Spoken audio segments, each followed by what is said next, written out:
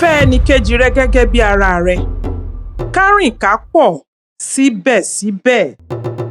Igi kan kì í dágbó ṣe. Ara kì í sá fún ara. It's 1983. President Shehu Shagari of Nigeria has ordered for the deportation of undocumented migrants. Most of the people to be affected are West Africans, our brothers and sisters, especially from Ghana. Have you so soon forgotten about 1969? When they got rid of us like rats from their country?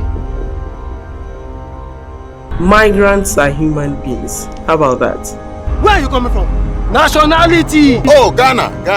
Omo Ghana. Calm down. My brother. Who are your brothers? The idea that national boundaries should be borders have to be done away with. Instead, we have to think of them as bridges.